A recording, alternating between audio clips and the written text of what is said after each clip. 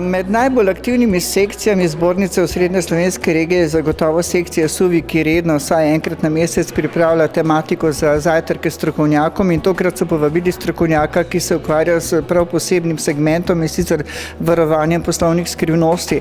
Zdaj, preprosto si običajno podjetnik zamišlja, da poslovna skrivnost je pač nekaj takšnega, kar ne bi želel povedati svojim konkurentom, ampak konkretno pa seveda te stvari nima definirane. Vsaj običajno mala in srednja podjetja nimajo natančno definirane tudi, kaj sploh je poslovna skrivnost, kaj in na kakšen način se varuje. Tako da nam je današnji predavatelj pravzaprav predstavil vse segmente in vsa vprašanja v zvezi s poslovno skrivnostjo, predvsem pa tudi, kako se tega lotiti na sistematičen način, se pravi definicijo, kakšen je obseg poslovne skrivnosti, v katerih dokumentih in predpisih internih je smiselno to tudi definirati v odnosu do zaposlenih ljudi in seveda tudi v odnosu do zunanjih kontaktov in partnerjev, kajti danes, ko razvijamo novo poslovno idejo, zagotovo je pomembno, da se tudi z zunanjimi partnerji dogovorimo, ali smatramo to za poslovno skrivnost in ali želimo, da to ostane znotraj enega ožjega kroga sodelavcev, s katerimi se pač neka nova ideja tudi razvija. Poleg tega pa smo na današnjem zajtrku strokovnjakom predstavili tudi zelo zanimiv projekt NowUs. To je projekt, ki ga razvijamo v okviru sredstev Evropske unije Interreg, skupaj z partnerji iz Slovenije pa tudi iz Italije, in je posvečen predvsem k spodbujanju strateškega inoviranja v malih in srednjih podjetjih. Ko rečemo strateško inoviranje, to pravzaprav ne pomeni iskanje prav konkretne inovacije, patentiranje in plasman na tržišče, pač pa sprememba znotraj podjetja, ki je nujno potrebna, da se čim prej prilagodimo zahtevam tržišča.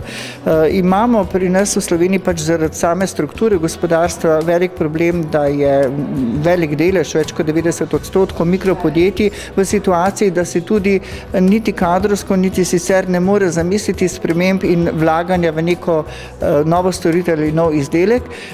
Ta projekt NowUs pa bo zagotovil skupini podjetij, ki se bodo vključila v to mrežo, da bodo lahko v sodelovanju s strokovnjaki iz univerze, pa tudi iz inkubatorjev in iz tujih univerz pripravili tako imenovane kognitivne mape, primerjali pozicijo svojega podjetja v primerjavi s primerljivimi podjetji znotraj regije, pa tudi v primerjavi z Italijo.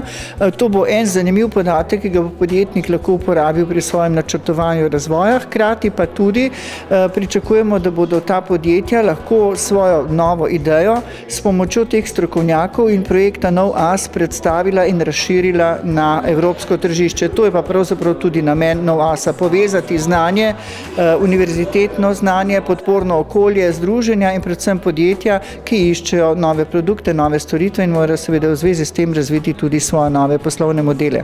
V sekciji SUVI pri gospodarski zbornici letno prirejamo, mesečno prirejamo zajtrk strokovnjakom, in eno od tem današnjih je bila tudi ta varstvo poslovnih skrivnosti. Pomembno je to zato, ker se v bistvu kot podjetniki premalo zavedamo možnosti vdorov v naše inovativnosti, razvoj in pa tehnološke, sposobnosti nekih podjetij, konkurenčnosti in pa rečemo pridobivanja poslov. In z otekanjem teh poslovnih skrivnosti se nam lahko povzroča velika gospodarska škoda, katerih se šele zavemo nažalost takrat, ko do nje pride. Zato smo spodbudili in to ta zajtrk strokovnjakom danes predstavili, da malo predstavimo širši množici, da se začnejo zaveščati in razmišljati, kako poslovno skrivnost tudi ustrezno varovati. Kot običajno na tovrstnih srečanjih sem izvedla mnogo uporabnih in koristnih informacij. Predvsem je super eno tako teoretično zadevo implementirati v realno okolje, na kar kažejo splošne sodobne tendence poslovanja, podjetništva in vsega, kar se trenutno dogaja v gospodarstvu. Zdi se mi, da si mogoče malo zatiskamo oči, ko pravimo, da vse le ni tako, kot se zdi, ampak dejansko si zatiskamo oči. Dejansko je danes med tudi poslovnimi partnerji, med, bom rekla, in velikimi in manjšimi podjetji mnogo dokazanih prisluškovalnih naprav. To so take zelo majhne zadevice, na katere se pokliče in se sliši. Tudi jaz sem imela en osebni primer, kjer sem dejansko v praksi dokazovala, da je mogoče, da se nekaj takega zgodi tudi pri nas. Tega je vedno več, zato je super sprejeti vse preventivne ukrepe, o katerih smo govorili danes.